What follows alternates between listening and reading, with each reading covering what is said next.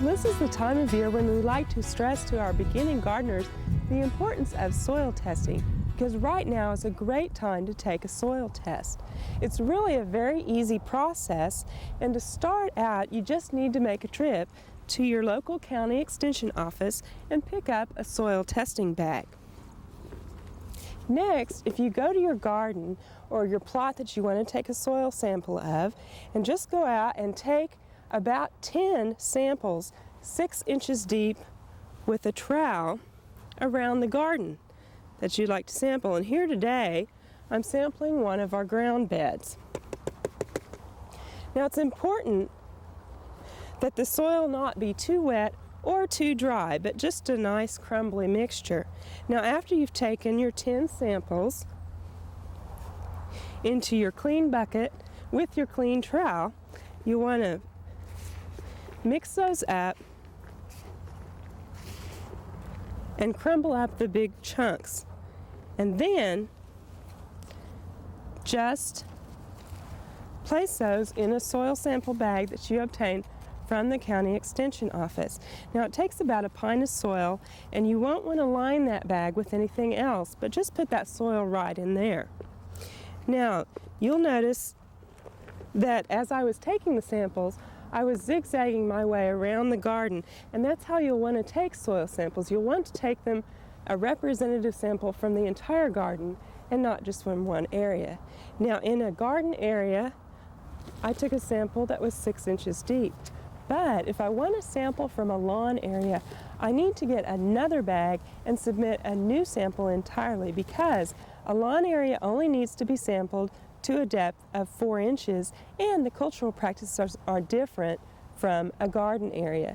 Now a tool like this can make soil sampling easier. This is a soil probe, and it is easy to stick down into the ground and get a soil sample out, but a trowel will work just as well. Now once you've got your soil sample taken, you just need to take that back down to the local county extension office and turn that in, and your extension agent will then send that in to the OSU Soil Analysis Lab, where they'll test the soil for nitrogen, phosphorus, potassium, and pH level. And they'll send that results of that test back to your county agent, along with some recommendations, which your county agent can help you interpret. This is a really good process to do this time of year, because it'll help you get ready to prepare your garden for next year.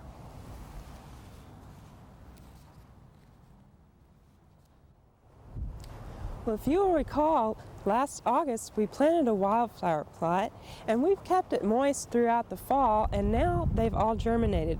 Well, if you've ever planted a wildflower plot before, this time of year it can be kind of discouraging because it looks like a giant weed patch.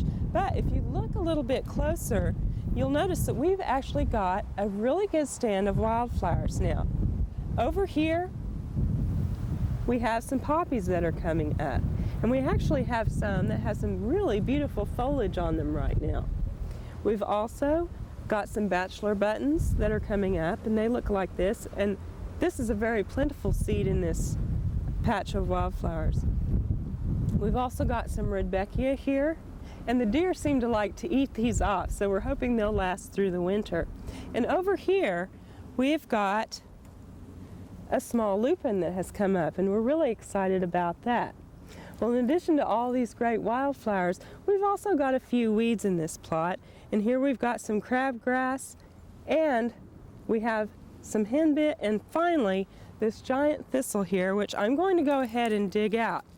Now it would really be impossible to weed this plot, but what we're going to hope for is that our wildflowers will continue to grow and shade out these weeds next spring. Now that we've got all of our seeds germinated, we're not going to water this anymore. They're going to be pretty much on their own over the winter. But come back and see us next spring, and we'll give you a show and see what's happened to our wildflower plot. We hope you've enjoyed this classic from the Oklahoma Gardening Vault. Remember, even though these tips and techniques are timeless, there's always something new to learn in the world of gardening. By subscribing to both Oklahoma Gardening and OK Gardening Classics, you'll have access to a wealth of gardening knowledge, both classic and contemporary.